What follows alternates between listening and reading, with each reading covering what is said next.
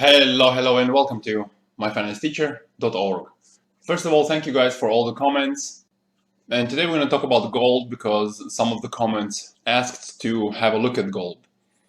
Before we continue, let me remind you guys to subscribe to the channel if you haven't and click that bell notification. Thanks a lot.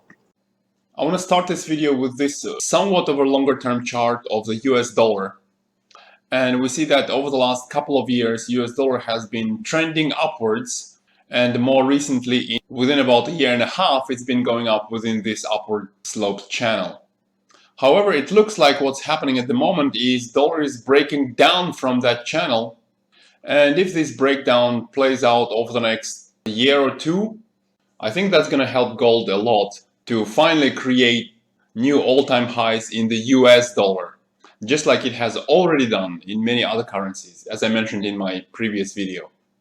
Now, zooming in a little bit on the US dollar chart, it's a little bit unclear where the previous intermediate cycle in the US dollar has finished.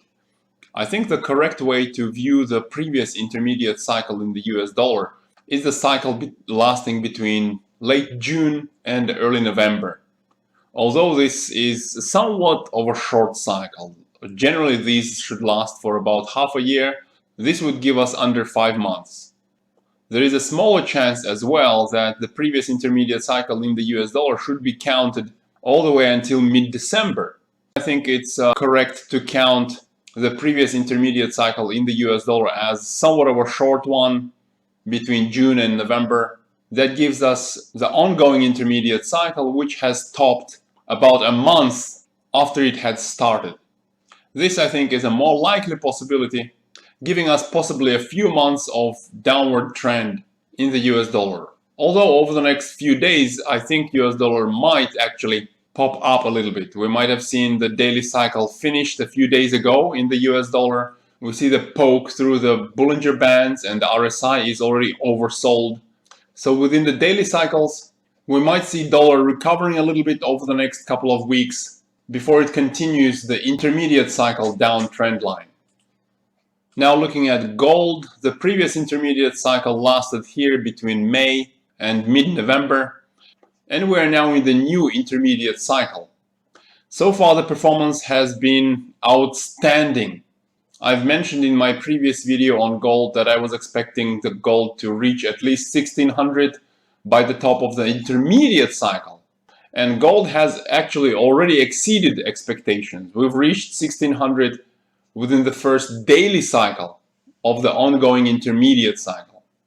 So over the next couple of months, I still expect higher highs. Although in the shorter term, I think we are due for some correction. Let's look at the daily cycles now. The ongoing daily cycle has already lasted for 57 days. Generally, the usual duration for these daily cycles is a couple of months, 2 to 3 months. We see that the price is repeatedly poking through the upper range of the Bollinger Bands. We see that the RSI is very deep into overbought territory. So I expect gold to cool off a little bit over the next couple of weeks. And that cool off in gold actually coincides well with the possible short-term strengthening in the US dollar. So our daily cycles in gold, we might have already topped recently just above 1600. As we cool off, one of the first support zones is that previous high that's at about 1560. Whether that will be the low for the daily cycle or it will dip lower, that remains to be seen. However, within the intermediate cycle, I would still expect higher highs.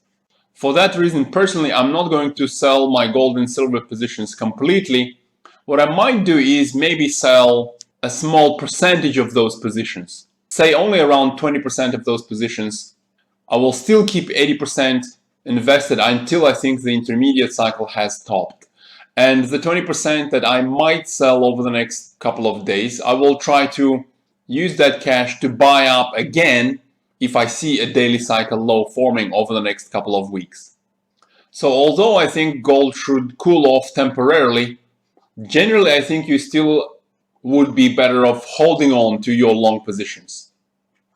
Looking at GDX, the miners chart, I said you'd better hold on to your long positions, especially if instead of the commodity itself, you're actually holding the gold and silver miners. As we see over here, gold miners have not created a higher high compared to its previous intermediate high, while gold has already done so. That means that gold miners are underperforming gold at the moment, whereas usually they outperform gold. Looking at the previous intermediate cycle rally, when gold rallied by under 23% between May and September, GDX has actually rallied by over 53% within the same period. And what we see at the moment is GDX is lagging behind gold a little bit. So I think there is still a very nice potential for your long positions to work out well in the gold miners, as GDX needs to catch up a little bit with the gold price. And lastly, looking at silver, similar situation here. Silver also usually outperforms gold.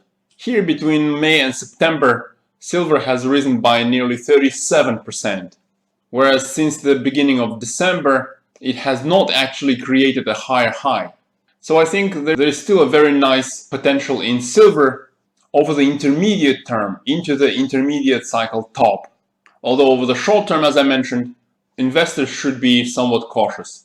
In silver, RSI is also already into overbought territory, while in gold miners, RSI, although close to overbought territory, it hasn't entered the overbought area yet. So in summary, some cool off over the short term, but still higher highs over the intermediate term over the next few months. If you'd like that outlook to actually play out, you know what you gotta do. Hit that like button, subscribe to the channel so you stay tuned, and good luck in your trades.